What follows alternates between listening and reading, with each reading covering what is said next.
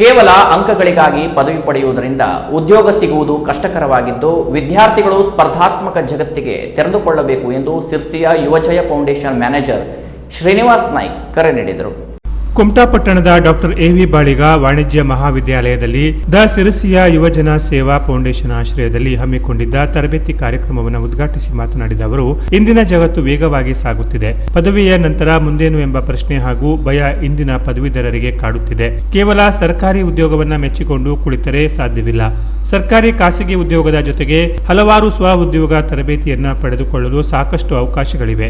ನಮ್ಮ ಫೌಂಡೇಶನ್ ಮೂಲಕ ಉತ್ತರ ಕನ್ನಡ ಜಿಲ್ಲೆಯ ಹಲವಾರು ಮಹಾವಿದ್ಯಾಲಯಗಳಲ್ಲಿ ಇಂತಹ ಕಾರ್ಯಾಗಾರಗಳನ್ನು ಆಯೋಜಿಸುತ್ತಾ ಬಂದಿದ್ದೇವೆ. ವಿದ್ಯಾರ್ಥಿಗಳು ಇದರ ಪ್ರಯೋಜನವನ್ನು ಪಡೆದುಕೊಂಡು ತಮ್ಮ ಭವ್ಯ ಭವಿತವ್ಯಕ್ಕೆ ಭದ್ರವಾದ ಅಡಿಪಾಯವನ್ನು ಹಾಕಿಕೊಳ್ಳಬೇಕು ಎಂದರು.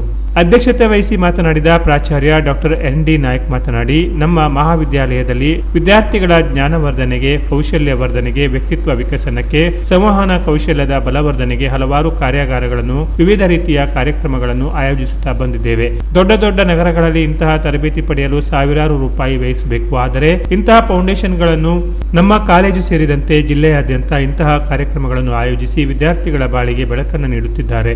ನಿಜಕ್ಕೂ ಇದು ಅತ್ಯಂತ ಶ್ಲಾಘನೀಯ ಸಂಗತಿಯಾಗಿದ್ದು ಎಲ್ಲ ವಿದ್ಯಾರ್ಥಿಗಳು ಈ ಕಾರ್ಯಾಗಾರದ ಪ್ರಯೋಜನವನ್ನು ಪಡೆದುಕೊಳ್ಳಬೇಕು ಎಂದು ಕರೆ ನೀಡಿದರು. ಕಾಂಪಿಟೇಟಿವ್ ಎಕ್ಸಾಮ್, ಗೌರ್ಮೆಂಟ್ ಕಾಂಪಿಟೇಟಿವ್ ಎಕ್ಸಾಮ್ಗೆ ಟ್ರೈ ಮಾಡಬಹುದು, ಅಥವಾ ಊರಲ್ಲೇ ಏನೋ ಒಂದು ಸಣ್ಣ ಪುಟ್ಟ ಜಾಬ್ ಮಾಡ್ಬೋದು. ಭಾಳಷ್ಟು ಅಪಾರ್ಚುನಿಟಿಗಳಿದ್ದಾವೆ ಮತ್ತು ಅವಕಾಶಗಳಿದ್ದಾವೆ, ಆಪ್ಷನ್ಸ್ ಇದ್ದಾವೆ.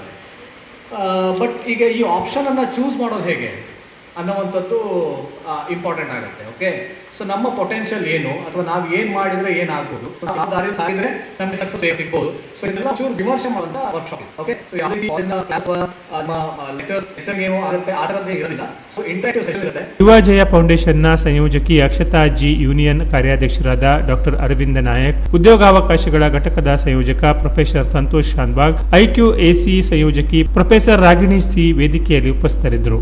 ಎನ್ಎಸ್ಎಸ್ ಕಾರ್ಯಕ್ರಮ ಅಧಿಕಾರಿ ಡಾಕ್ಟರ್ ಮಂಜುನಾಥ ವೆರಣೇಕರ್ ವಂದಿಸಿದರು. Canara plus news, Kumta.